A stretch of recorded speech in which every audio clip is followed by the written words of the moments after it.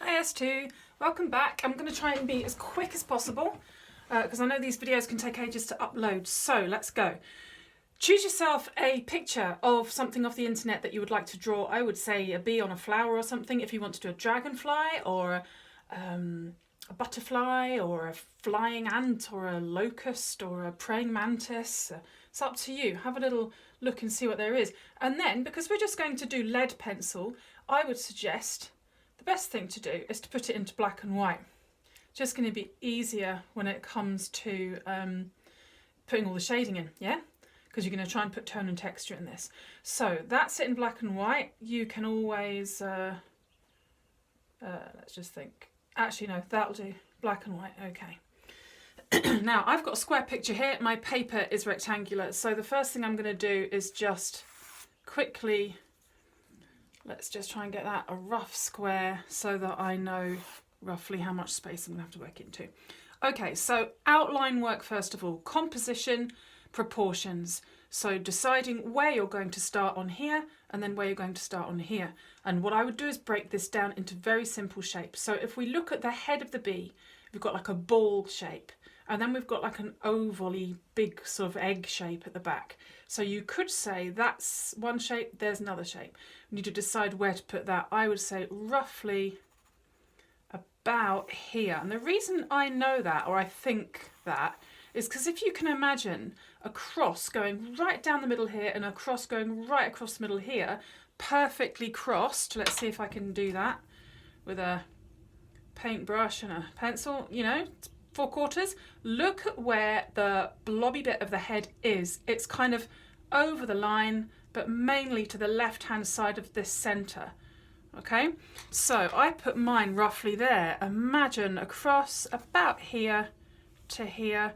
Yeah, that's roughly right, I would say. So in drawing, a lot of the time it's down to imagining where something's gonna sit. If you could think that there was a grid on top of it, that often helps. So there's me got a nice round fluffy ball bit for the head part. And now the back side, and I'm gonna imagine the wings aren't there. And I'm gonna imagine I've got a kind of big blobby shape coming out like this. And look at the angle. The bee is not up this way and he's not that way. He's a kind of that way. Yeah, see? Here to here. So here's the abdominal, I suppose this would be. Okay, so nice and light with the lines. Then I'm going to go and put on the wings. Look where the wings come out from the, I keep calling this the head, but I don't know what this is. If it's, there's the eyes there, but anyway, round about here, the wing is coming out at the top right-hand corner. Or imagine if that was a clock. Imagine that perfect, that circle there was a clock. It would be around about 2 o'clock roughly. So that means the wing is about here coming out. And notice how the tip of the wing comes almost all the way out to the edge of the page, but not quite. You get a little gap here. So that means I need a little gap here. So if I put a little line like that, that'll help me not go too far over. So I'm going to come over like this, and I've got a lovely swoop down and up and over. Try and get that roughly right. And then I can see here a curve, and I'm coming back in towards the body like that. Now these wings are split in two.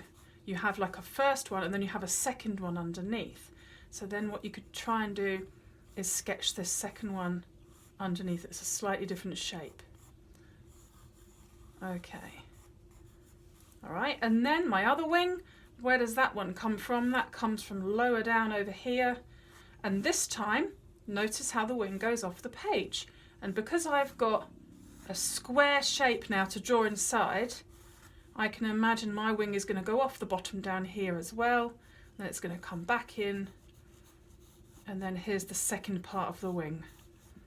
Okay, so that's me using my light line. Notice, you guys should always be thinking about this. Sharp, sharp pencil and holding it quite high up. I'm not holding my pencil down like that and I'm not drawing like this.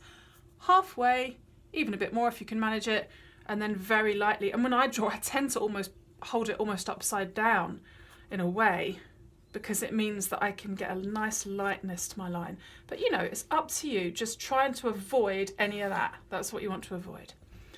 Okay, so there's my light line, my bumblebee bottom there, and over here I've got one eye, like an ellipse here, and an ellipse here.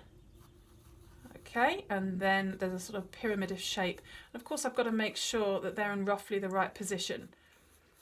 Okay, so they're kind of going around the side of the head here. You imagine a line through the middle of the bumblebee here. There's an eye either side of my pencil. Eye either side of my pencil. And then I've got my legs. So there you go, really, really fast composition of the bee. Nice and light with your lines. Do you know, a lot of this, it just comes with practice. Gut reaction. See, look at that. What a mess I've made of that. See that? See how I started to draw the leg there, but see it's touching the wing? But that's not right, is it? Because look, there's a big gap here between the wing and the leg. So that's wrong. I'll have to rub that out in a minute. My leg is actually here. There we go.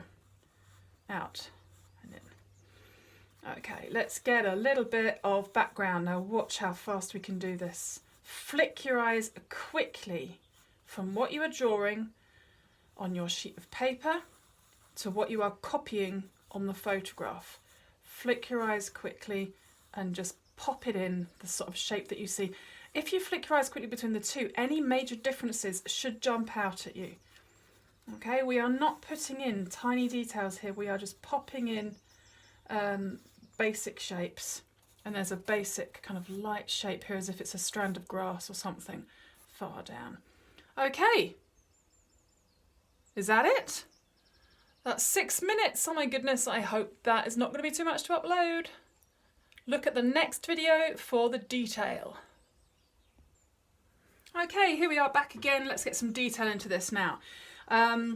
All right, you know, in my video of my painting, I was showing you how I put in the background first. Well, if you want to, you could perhaps start by shading in your background. It's always a nice idea. It's something a little bit different for you.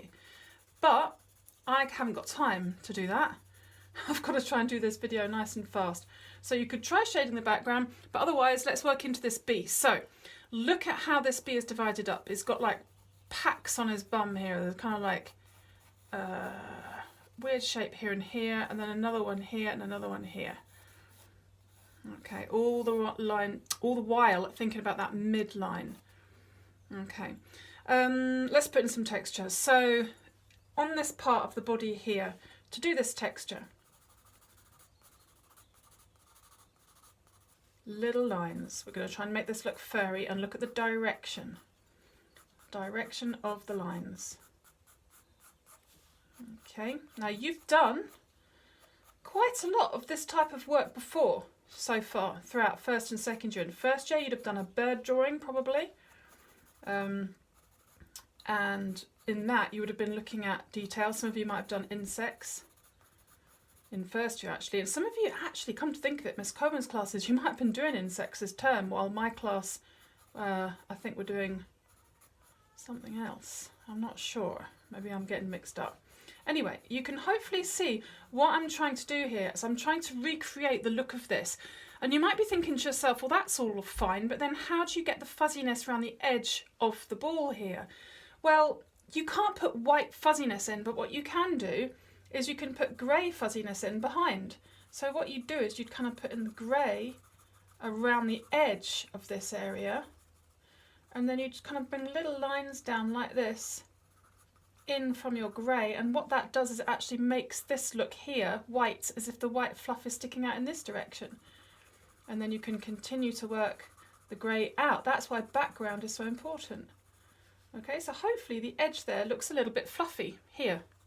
Okay, what else could I show you? You know, you've got your little beady eyes in here, nice and dark, and you must make sure that you leave that little highlight.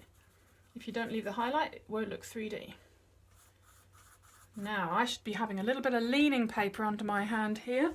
That always helps, so you're not smudging. If you can get a separate piece of paper to put here before you shade, that's going to stop you smudging, all right? So, something to think about. Okay. Some more fluff. Okay, so the fluffy here, and then, you know, we could then be working in some detail into these wings. Probably the best thing to do is put in all the patterns first. So you're going to have like a pattern. There's a triangle here, and this comes down a bit like a ladder across, and then works its way around into more smaller, more delicate patterns. So you could put in all the tiny beautiful patterns in the wing, and once you've done that you would go back and add your shading. Okay, so very, very quickly going to just pop these in, nearly done with this wing, and then show you how I would shade it. So you need a trusty rubber. So let me just grab my rubber from behind me over here, because you're going to draw with that rubber. Okay, so you can put on some shading. So watch this. You're going to go over the whole thing. It's much easier, yeah, nice and quick. Just go over the whole thing, and then you can use your rubber to lift out those highlights, and that's something that you probably will have done before. And then once you've lifted out the highlights, you can then go back with your tip of your pencil and you can start to darken down areas that need a little bit more definition, and you can perhaps strengthen up more sort of larger areas if you took out too much with your rubber, for example. So there's me done a little bit of filling in, and then the sharpest bit on your rubber, or you can cut it with a knife or something and actually lift out your little highlights. So there's a bit here, there's a bit there, like that. And then you can see what I mean by defining it a bit more. Go back in, get the line a bit darker, and then you could decide that perhaps inside this shape, maybe around the edge, it needs to be a little bit darker. You know, art is about obsession so much of the time. And a lot of you will be sitting there thinking, oh, I can't be bothered with all that. Well, what can I say? I can't make you do it. But one thing for sure, you get nothing out if you put nothing in. And you will get a really beautiful drawing if you put a lot into this. It just takes time and it takes effort. And a lot of those landscapes you did were lovely. Those ones out the window, absolutely beautiful. So well done with those, because I feel like some of you really took a lot of time and effort over trying to make something to be proud of. And here is another opportunity for you to do that. Okay, so there we are. That's me putting some tone, some texture, some fluffy stuff, some shiny stuff. That's all I can really do with the time that I've got. There's another 5.5 minute video. I would like you to understand that this task should be taking you the 2 whole periods. So one period, roughly 40 to 45 minutes, I would say, sketching things out, deciding on patterns and so on inside, and then maybe beginning some of your tone. And then the second period in the week, spending more time on the tone and texture. However, I understand we might be changing timetable towards a different type of timetable, whereby you'll be doing a 1.5 hour block at once for each of your subjects. If that's the case, then you would just be doing this for 1.5 hours rather than the 2 separate periods. Okay, everybody? So enjoy. Pick a good photo to begin with. Okay, the only way you're going to make a good job of this is if you have a decent photo. Do not invent things out of your imagination, because it's not what I'm asking you to do. I'm asking you to do an observational drawing, and do not do any cartoons, please. Okay, the closer up the photograph is, the easier it's going to be for you to get some amazing results. So, good luck. Post it through Teams like we did before, and I will try my hardest to give you feedback. Okay, bye-bye.